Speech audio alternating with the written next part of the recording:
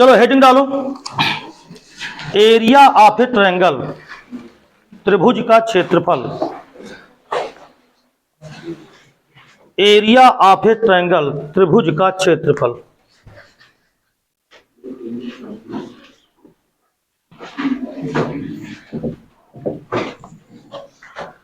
निर्देशांक ज्यामिति में आप जो पढ़े हो अभी तक, दो बिंदुओं के बीच की दूरी अंडर रूट के अंदर x2 माइनस x1 का whole square plus y2 minus y1 का होल स्क्वायर। फिर आपने अंतः विभाजन और वाह्य विभाजन यानी सेक्शन फार्मूला पढ़ा कि अगर x1 y1 तथा x2 y2 से होकर जाने वाली किसी रेखा को कोई पॉइंट m1 अनुपाते m2 के अनुपात में विभाजित करता है तो विभाजन के बिंदु x बराबर m1 x2 plus m2 x1 बटे m1 प्लस m2 और y बराबर m1 y2 plus m2 y1 बटे m1 प्लस m2, ये पढ़ा। और इसी तरह आपने मध्य बिंदु के निर्देशांक पढ़ा, जिसको मैंने तुम्हें मजाक मजाक में कहा था पहला पहला जोड़ के आधा कर दो, दूसरा दूसरा जोड़ के आधा कर दो। यानी x1 y1 तथा x2 y2 से होकर जाने वाली किसी रेखा का मध्य बिंदु वो होता है x1 प्लस x2 बटा 2 और y1 प्लस y2 बटा 2, ये होता है। अब हम चल रहे हैं किसी त्रिभुज का क्षेत्रफल ज्ञात करना अगर उसके वर्टेक्स दिए हों, शीर्ष दिए हों। तो देखो सूत्र क्या है। मान लीजिए ये त्रिभुज है ABC,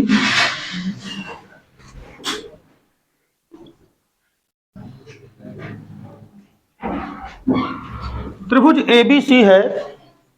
इस त्रिभुज ABC के शीर्ष, तीन शीर्ष हैं, तो पहले शीर्ष के निर्देशांक x1 y1, दूसरे शीर्ष के निर्देशांक x2 y2 और तीसरे शीर्ष के निर्देशांक x3 y3 हैं।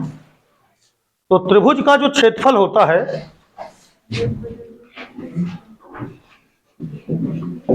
ये बराबर होता है, तुम्हें याद करवाते यहीं पर देखो, 1/2 लगाया, x लिखा, y माइनस वाई लिखा, ध्यान से समझ लो, बातें न करो।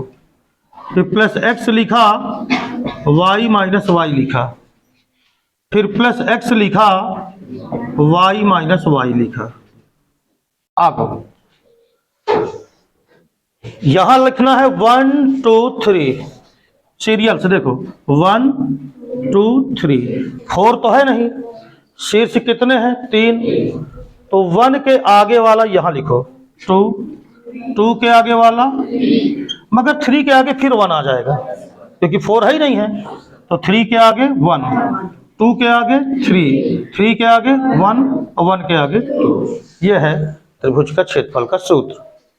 तो यदि किसी त्रिभुज के शीर्षों के निर्देशांक x1 y1, x2 y3, x2 y2 और x3 y3 हों तो उस त्रिभुज का क्षेत्रफल का फार्मूला होता है 1/2 x1 y2 minus y3 plus x2 y3 minus y1 और plus x3 y1 minus y2। याद करने का तरीका है, आप x y माइनस वाई लिख लो, plus x y minus y लिख लो, plus x y minus y लिख लो। पहले वाले में 1 2 3 लिख दो, फिर इनके आगे आगे वाले क्रम से लिखते चले जाओ। जैसे 1 के आगे 2, 2 के आगे 3, 3 के आगे 1, 2 के आगे 3, 3 के आगे 1, 1 के आगे 2, क्योंकि ये 1 है, 1 के आगे 2 आएगा, 2 के आगे 3 आएगा, 3 के आगे फिर क्या आ जाएगा 1, क्योंकि शीर्ष केवल कितने हैं 3 है। तो ये त्रिभुज के क्षेत्रफल का सूत्र हुआ। दूसरी चीज ये कि आपने पढ़ा था संरेख बिंदु, पढ़ा था कि नहीं पढ़ा था? संरेख बिंदु का मतलब ऐसे 3 बिंदु जो एक रेखा में हों। तो अगर मैं आपसे कहूं कि यदि 3 बिंदु x1 y1, x2 y2 तथा x3 y3, आराम से आओ बेटा, x1 y1, x2 y2 तथा x3 y3 अगर ये तीन बिंदु संरेख हैं, अगर ये तीनों बिंदु क्या हैं, संरेख हैं, तो ये बताओ अगर तीन बिंदु संरेख हैं तो क्या ये तीनों एक ही रेखा में होंगे? बोलो। संरेख का मतलब यही तो होता है कि तीनों बिंदु एक सरल रेखा में हों, तो ये रेखा में होंगे। तो जब रेखा में होंगे तो क्या त्रिभुज बन सकता है? त्रिभुज कितनी भुजाओं से मिलकर बनता है? 3, और ये तो एक ही रेखा में है, इसका मतलब फिर त्रिभुज बनेगा ही नहीं। और जब त्रिभुज नहीं बनेगा तो उसका क्षेत्रफल कुछ आएगा क्या? ना आएगा, 0 आएगा। इसका मतलब ये हो गया कि यदि कभी भी तुमसे सिद्ध करवाए कि सिद्ध करो कि तीन बिंदु क्या है, समरेख, तो तुम क्या करो कि त्रिभुज का क्षेत्रफल निकाल लो और दिखा दो कि वो क्या है, 0। यानी तुम उन तीनों बिंदुओं से इस सूत्र में रख के त्रिभुज का क्या निकालो, क्षेत्रफल। तो जब तुम त्रिभुज का क्षेत्रफल निकालोगे तो वो ऑटोमेटिक कितना आएगा, 0। तो यदि पूछे, अब 2 टाइप के सवाल आते हैं, यदि पूछे कि क्या बिंदु संरेख हैं तो देखना कि 0 आया कि नहीं। त्रिभुज का क्षेत्रफल अगर 0 आया तब तो संरेख है। अगर वो कहे कि बिंदु संरेख हैं तो के का मान ज्ञात करो, पी का मान ज्ञात करो। ऐसे क्वेश्चन आते हैं जैसे द्विघात समीकरण में अगर मूल बराबर है तो इसका मान ज्ञात करो, आए थे ना। तो अगर वो कहता है कि दिखाइए कि बिंदु संरेख हैं तब तो त्रिभुज का क्षेत्रफल लाना है 0। और अगर कहता है कि यदि बिंदु संरेख हैं और फिर कुछ और पूछता है, कोई कंडीशन लाना होता है, तो हम पहले से त्रिभुज का क्षेत्रफल बराबर क्या ले लेते हैं, 0। और बराबर 0 रख करके फिर उसको क्या करते हैं, सॉल्व करते हैं। 2 बिंदुओं के बीच की दूरी के वाले क्वेश्चन करवाए मैंने, विभाजन के सूत्र वाले भी करा दिए हैं, कम करवाए हैं, अभी आगे और करवाएंगे। मध्य बिंदु का भी कल मैंने एक बढ़िया सा सवाल आपको करवाया था।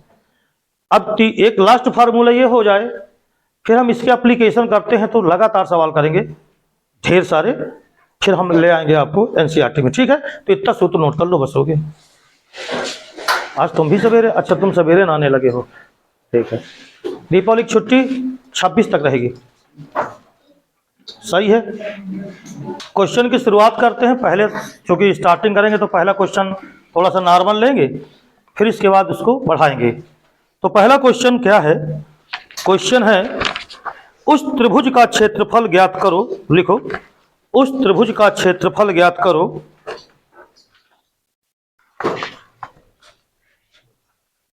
जिसके शीर्ष, उस त्रिभुज का क्षेत्रफल ज्ञात करो जिसके शीर्ष A 3 2, B 11,8 तथा C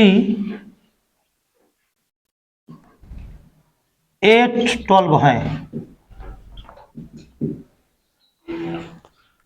उस त्रिभुज का क्षेत्रफल ज्ञात करना है जिसके तीनों शीर्ष दे दे, तो इसमें तो कोई प्रॉब्लम होनी नहीं चाहिए, डायरेक्ट सूत्र पे लिखेंगे।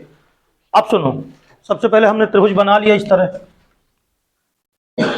ABC त्रिभुज है, ये A लिख दिया, यहाँ B लिख दिया, यहाँ C लिख दिया। इसके कोऑर्डिनेट 3 2 हैं, इसके कोऑर्डिनेट 11 8 हैं, इसके कोऑर्डिनेट 8 12 है। त्रिभुज का क्षेत्रफल 2-4 बार सूत्र जरूर लिखा करो जिससे याद हो जाए। तो सूत्र त्रिभुज का क्षेत्रफल बराबर 1/2 x1 y2 minus y3 1 2 3 plus x2 y3 minus y1 plus x3 y1 minus y2। ये त्रिभुज के क्षेत्रफल का फार्मूला हो गया।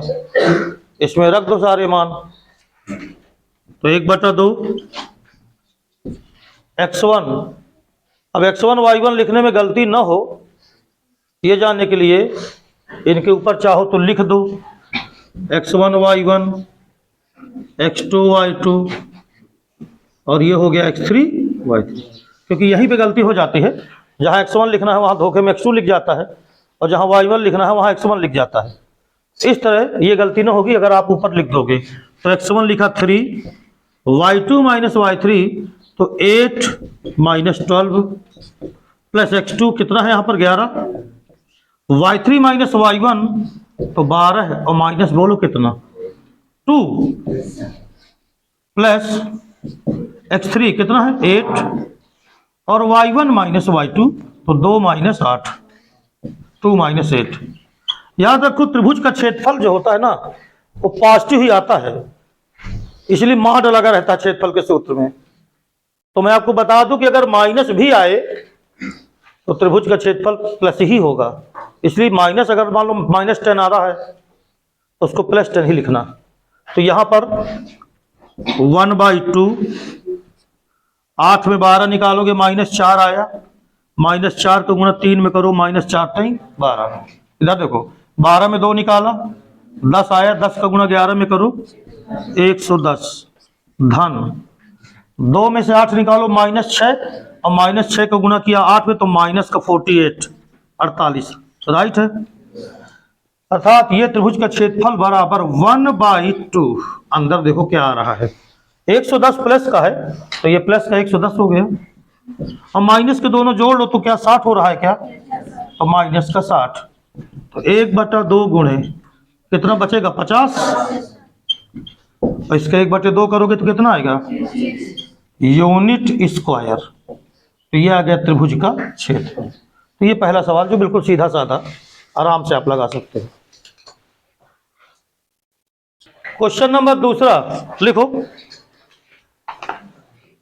सिद्ध करो कि उस त्रिभुज का क्षेत्रफल, सिद्ध करो कि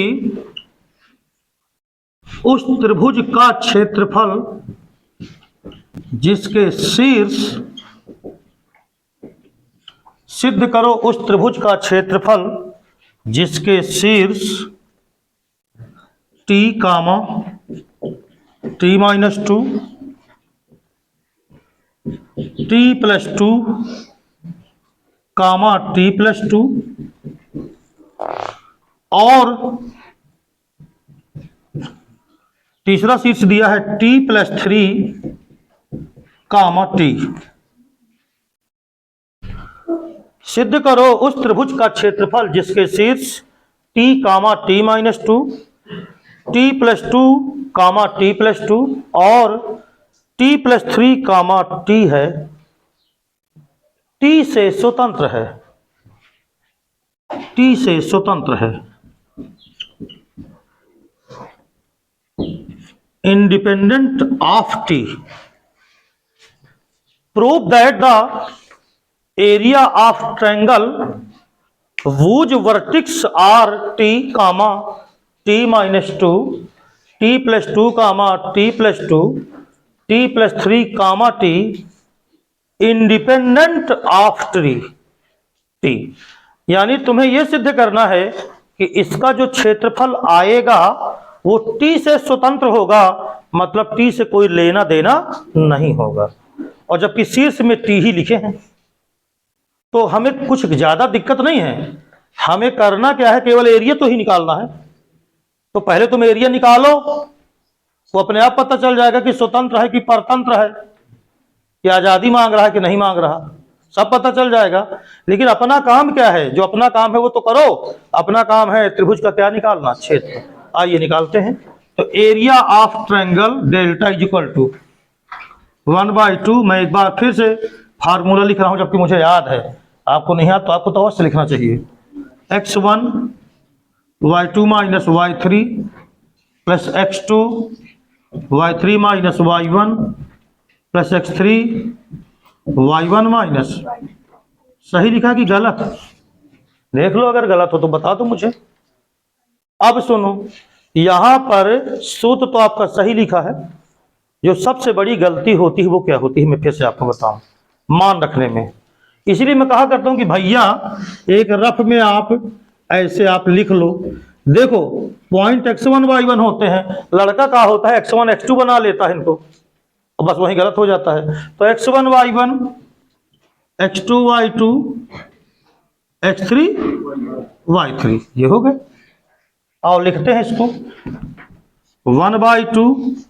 हाँ भाई, जरा x1 को बोलना क्या है, t।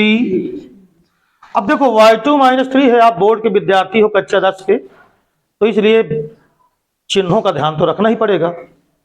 y2 दिख रहा है आपको, बोलो क्या है, t-2 है, प्लस है, ये देखो, हाँ ये है y2 यहाँ, t+2, माइनस क्या करना है, तो जब माइनस करोगे तो माइनस में तो खाली t है लिखा है, वो देखो t है y3 की जगह पे, वो लिख दिया, प्लस x2 को देखो जरा, तो t+2, y3 क्या है t,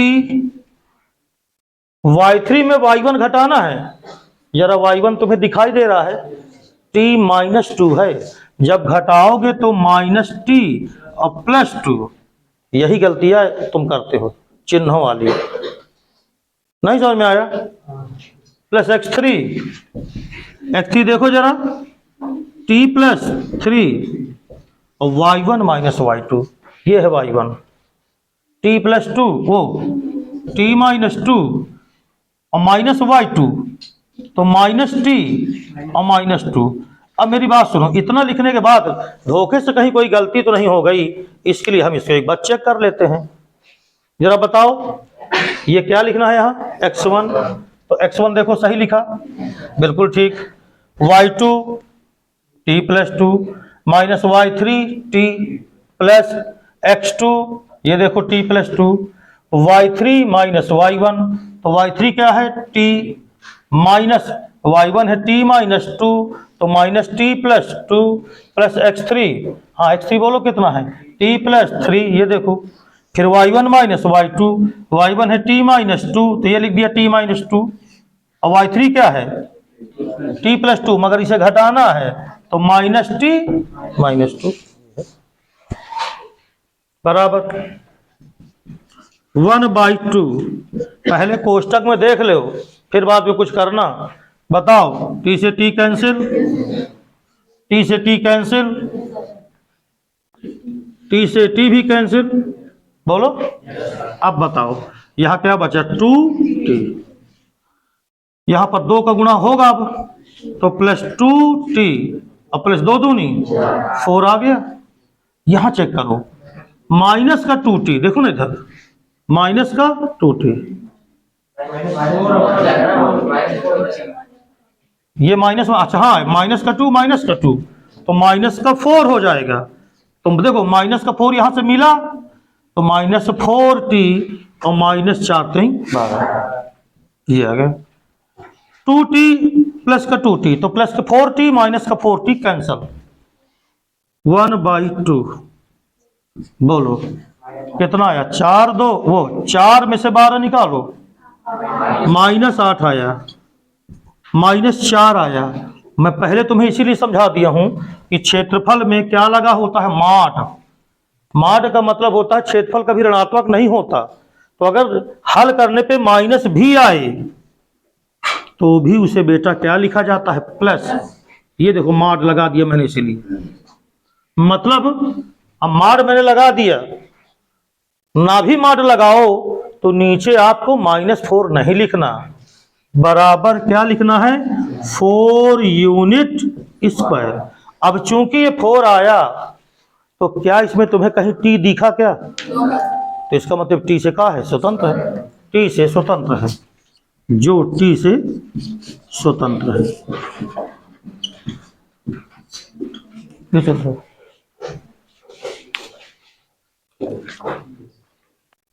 अगला क्वेश्चन लिखो, एक त्रिभुज के शीर्ष, एक त्रिभुज के शीर्ष 0 - 1, एक त्रिभुज के शीर्ष 0 - 1 2 1 तथा 0 3 हैं। एक त्रिभुज है जिसके तीनों शीर्ष दे दिया है, इस त्रिभुज की भुजाओं के, इस त्रिभुज की भुजाओं के मध्य बिंदुओं को मिलाने से, मध्य बिंदुओं को मिलाने से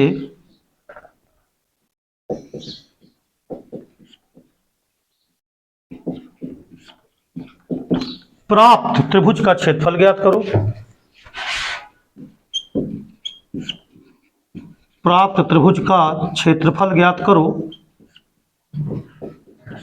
तथा मूल त्रिभुज के क्षेत्रफल से अनुपात ज्ञात करो। तथा मूल त्रिभुज के क्षेत्रफल से अनुपात ज्ञात करो। ये क्वेश्चन है। एक त्रिभुज के शीर्ष दे दिए गए हैं। कह रहा है अगर उस त्रिभुज की भुजाओं के मध्य बिंदुओं को मिला दें तो एक त्रिभुज बनेगा। उस त्रिभुज का क्षेत्रफल निकालो और जो मेन त्रिभुज है आपका मेन मूल वाला, उस त्रिभुज से उसके क्षेत्रफल का क्या ज्ञात करो, अनुपात। देखो इधर ये मैंने त्रिभुज बना दिया ABC। ये त्रिभुज हो गया। इसके शीर्ष लिख दिया 0, -1, 2, 1 और 0, 3। ये हो गया। इस त्रिभुज की भुजाएं हो गई AB, BC और क्या हो गई AC। पीछे घूम के बैठ जाओ, उधर सीटें खाली रहती हैं, यहाँ किनारे में क्यों बैठा करते हो, समझ नहीं आता। पूरी सीटें खाली हैं। तो त्रिभुज के 3 शीर्ष हो गए, 3 भुजाएं हो गई। इन भुजाओं के मध्य बिंदुओं को मिला दिया जाए। ये देखो मान लो मध्य बिंदु P है, ये Q है और ये R है। तो बताओ P किसका मध्य बिंदु है, AB का। तो P AB का क्या है, मध्य बिंदु है, मिड पॉइंट ऑफ AB। तो क्या मैंने तुम्हें बताया है कि P के कोऑर्डिनेट कैसे निकालते हैं। मध्य बिंदु निकालने के लिए मैंने शुद्ध हिंदी में तुम्हें समझाया था, पहला जोड़ के आधा करो। तो पहला कौन है यहाँ, 0, x1 + x2 बटा 2। तो 0 + 2/2 कामा -1 + 1 कितना 2। तो बताओ P के कोऑर्डिनेट 1 आ गया और ये कितना आ गया 0। तो ये P का बिंदु मिल गया आपको 1, 0 ये आ गया। इसी प्रकार Q निकालना होगा। तो Q के निर्देशांक डायरेक्ट लिखूंगा अब मैं। Q किसका मध्य बिंदु है, BC का। तो पहला जोड़ के आधा। तो 2 + 0/2 कामा 1 + 3/2। तो बताओ Q कितना आया, 1 आया और 4 का आधा 2 आया। तो भैया ये पॉइंट भी आपको मिल गया। अब इसमें मध्य बिंदु लगाना है। R किसका मध्य बिंदु है, AC का। तो R भी निकाल लो। देखो इधर 0 0 जोड़ के आधा करोगे तो 0 ही आएगा और 3 में से -1 जोड़ो तो 2 आया और 2 का आधा ये लो। इसको थोड़ा बड़ा दिखाए, इसको छोटा के लिए इसको बिल्कुल साफ कर दिए। तो इसलिए जिससे समझ तो जा गए ही हो इधर से। तो ये आपका आ गया कितना है, 0, 1। तो देखो PQR को मिलाओगे तो ये त्रिभुज बनेगा। बोलो ये त्रिभुज बना। तो हमें त्रिभुज PQR का क्या निकालना है, क्षेत्रफल। तो आओ त्रिभुज PQR का क्षेत्रफल निकालो। तो त्रिभुज PQR का क्षेत्रफल बराबर 1/2। अब देखो इधर जब PQR कह रहे हो ना तो फिर उन्हीं को देखना, ये नहीं कि नाम तो PQR लिखे बैठे हो और धर दो तुम ABC के तो सब गड़बड़ हो जाए। तो 1/2 बोलो x1 कितना 1, ये x1 हो गया। तो y2 2 और y3 1। इसको मैं और ठीक से लिखे देता हूं। R का R बिंदु आया क्या 1, 0, 1। बोलो ठीक लिखा है प्लस। अब यहीं पे गलती हो जाती है धोखे में, x1 y2 - y3 चेक करते जाओ बिंदु प्लस x2। तो बोलो x2 कितना है 1। इसमें x1 y1, इसमें x2 y2 और इसमें x3 y। तो x2 बोलो कितना है 1। y3 - y1 तो 1 - कितना 0 प्लस x3 यहां पहुंचो और x3 कितना है 0, तो यहाँ कुछ लिखो चाहे, क्योंकि 0 में गुणा करोगे तो 0 ही आ जाएगा। तो बराबर 1/2, 2 में 1 गए तो 1 आया, और यहाँ 1 एकन्नम, ये लो। तो इसका जो एरिया आया वो 2/2 आएगा। तो बोलो 1 यूनिट 1 आ गया। ये उस त्रिभुज का क्षेत्रफल आया जो मध्य बिंदुओं को मिलाने से प्राप्त हुआ। इतनी बात समझ में आ गई। पूरे त्रिभुज का भी क्षेत्रफल चाहिए, तो पूरे त्रिभुज का क्षेत्रफल, त्रिभुज ABC का क्षेत्रफल 1/2। हाँ, अब देखो x1 बोलो कितना 0, छोड़ो अंदर आके क्या करना है, अब 0 जब आ ही गए शुरू में। फिर x2 बोलो 2, x2 के साथ क्या आता है y3 माइनस y1, तो 3 माइनस माइनस प्लस 1, यही आएगा बोलो। प्लस x3 कितना है, ले भाई इसकी भी कहानी खत्म। 3 1 4 2 8 का आधा, 1/2 गुणे 8 आएगा ना, तो कितने यूनिट स्क्वायर, तो ये आ गया 4 और ये आया 1। अनुपात ज्ञात करना है, तो त्रिभुज PQR का क्षेत्रफल अनुपाते त्रिभुज ABC का क्षेत्रफल 1:। और सुनो, उत्तर तो पहले से पता रहा होगा सभी को, क्यों, कक्षा 9 में क्वेश्चन था और कक्षा 10 में भी था। कौन सा, समरूप त्रिभुजों के क्षेत्रफल, तो उसमें था ये त्रिभुज जो है, सुनो सर्वांगसम में देखें तो ये पूरा त्रिभुज कै सर्वांगसम त्रिभुजों में बट रहा 4, 1 2 3 4, तो अपने आप 1 2 चौथा होगा, चौथा भाग होगा, ये आ गया। अगला क्वेश्चन लिखो, के किस मान के लिए, अगला क्वेश्चन है के किस मान के लिए बिंदु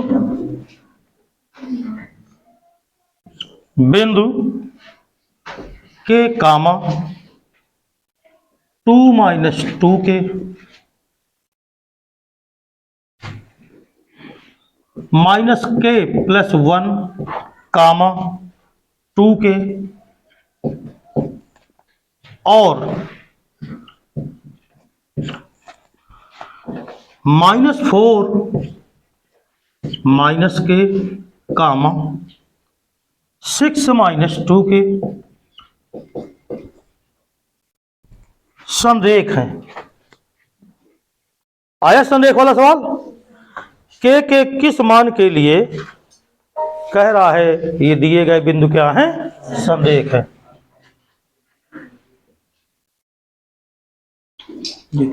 समझो सवाल पूरा क्वेश्चन, के की वो वैल्यू बताना है जिसके लिए दिए गए पॉइंट कोलिनियर यानी संरेख हैं। मैंने तो बताया था कि अगर ये बिंदु संरेख होंगे तो इनसे त्रिभुज बनेगा ही नहीं, और जब त्रिभुज बनेगा ही नहीं तो त्रिभुज का क्षेत्रफल क्या होगा 0, क्योंकि पहले से बता रहा है कि बिंदु क्या है, संरेख है, इसका मतलब त्रिभुज का क्षेत्रफल 0। देखो इधर, क्योंकि बिंदु संरेख है इसलिए डेल्टा बराबर 0। डेल्टा का मतलब होता है त्रिभुज का क्षेत्रफल, तो त्रिभुज का क्षेत्रफल क्या हो गया 0, अर्थात दिस इंप्लाइज दैट। अब देखो सुनो, x1 y1 x2 y2 x3, हाँ क्योंकि यही गलती होती है और बहुत अलग लिखे भी हैं, ये सब एक एक तरीके के हैं, किसी में +2 किसी -2, तो यहाँ गलती हो सकती है। तो चलो बिल्कुल ध्यान से करना है, पहले फार्मूला में लिख देता हूँ, 1/2 x1 y2 minus y3 plus x2 y3 minus plus x3 y1 minus. अब बोलो ये किसके बराबर, 0 बराबर लेके चलना है भला, बहुत लड़के बराबर 0 लेके चलते नहीं है, तो लेके चलना है और लास्ट तक इसको लिखना है, बाद में वैल्यू के की आएगी। सारे मान रखो। पहली बात तो एक चीज ये सुनो, अगर तिर्यक गुणा करेंगे तो 2 का इधर गुणा करेंगे तो 0 तो हो ही जाएगा। बोलो, इसलिए 1/2 को लगाने की कोई जरूरत नहीं। चलो, माना कि तिर्यक गुणा हम कर दिए पहले में, ठीक है। हाँ, x1 का मान बताओ के, y2 माइनस y3 तो 2k minus y3 minus 6 minus minus plus 2k, ध्यान से देखना, plus x2 minus k plus 1 y3 minus y1 तो 6 माइनस 2k माइनस y1 तो माइनस 2 और माइनस माइनस प्लस 2k, ये आया। यहीं पर थोड़ा सा आंखें अपनी दुरुस्त रखो, क्योंकि नजरें हटी तो दुर्घटना घटी, तो नजरें ना हटनी चाहिए।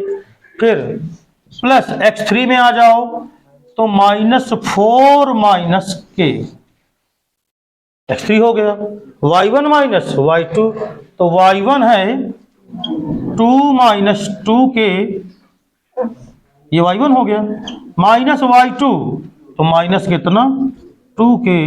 अब बोलो बराबर कितना, ये।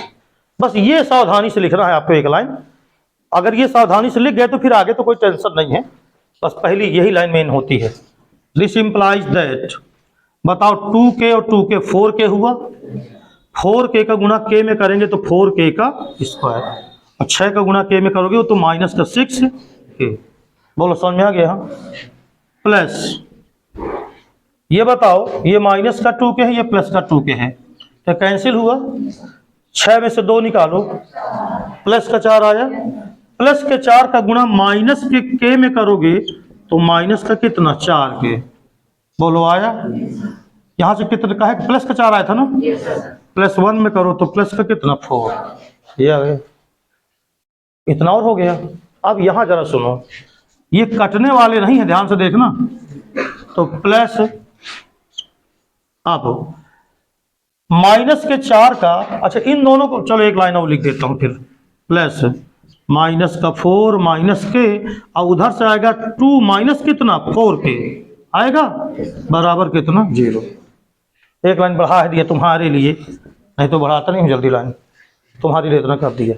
हाँ जी, 4k स्क्वायर राइट है, माइनस का 6, चलो 4k स्क्वायर माइनस का 6k माइनस का 4k तो माइनस का 10k, ठीक है, प्लस का कितना 4, यहां गुणा करना है, माइनस के 4 का प्लस के 2 में गुणा करो तो माइनस 8 आया, माइनस के 4 का माइनस के 4k में गुणा करो तो प्लस का 16k आएगा बेटा, माइनस k का गुणा 2 में करो तो माइनस का 2k आएगा, minus minus plus 4k square बराबर कितना 0। 4k स्क्वायर और 4k square, 4 4 8k square, minus का 10k और माइनस का 2k और मिला तो माइनस के हो गए 12k और धन का है 16k, तो प्लस का कितना बचा, नहीं समझ में आया, बहुत कठिन है, माइनस का 10k माइनस का 2k तो माइनस के 12 हो गए, 16k प्लस का है तो प्लस का 4k बचा। अच्छा संख्या चेक करो, बोलो, अरे माइनस का 4 बराबर 0, प्लस का 8 है ना, ये 4 है तो यस सर क्या बोलते हो, प्लस का 4 है और माइनस का 8 है तो कितना आया, माइनस का 4 बराबर 0। यार ये बताओ इनमें कुछ कॉमन है क्या, तो 4 कॉमन ले लो तो आया 2k का स्क्वायर प्लस का कितना k, माइनस का कितना बराबर, ये बताओ 4 कभी 0 हो सकता है, तो भैया 4 तो 0 हो ही नहीं सकता, तो अब यही तो बचा, तो ये 0 करो, इसलिए कौन बचा 2k स्क्वायर प्लस का k माइनस 1 बराबर 0। अच्छा 9 में फैक्टर पढ़े, गुणनखंड पढ़े थोड़ी बहुत, 2 का गुणा -1 में करो -2 आया, -2 के ऐसे 2 गुणनखंड करो कि प्लस का 1 आ जाए, 2 1 9 प्लस का 2 माइनस का 1, तो ये हो गया 2k स्क्वायर प्लस का 2k माइनस का के माइनस का 1 बराबर 0। जोड़ा बना लेते हो, बहुत बढ़िया। क्या कॉमन आया? 2k, तो क्या बचा?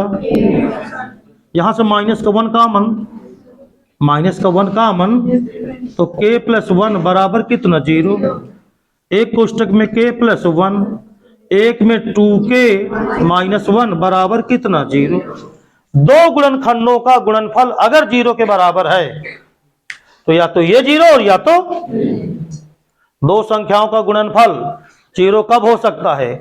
जब या तो पहली बराबर 0 हो या तो अगर ये 0 हुई तो क्या होगा? तो यदि k प्लस 1 बेटा 0 हो जाएगा तो k की वैल्यू अथवा, ये देखो कितना अच्छा से मैं अथवा लिख दिया हूं, अथवा या तो ये तो अथवा 2k माइनस 1 बराबर 0, ये भी तो 0 हो सकता है। तो 2k बराबर 1, तो k बराबर 1/2, तो k के दो मान आए, या तो -1 या तो 1/2। कितना बढ़िया सवाल था, क्यों? ये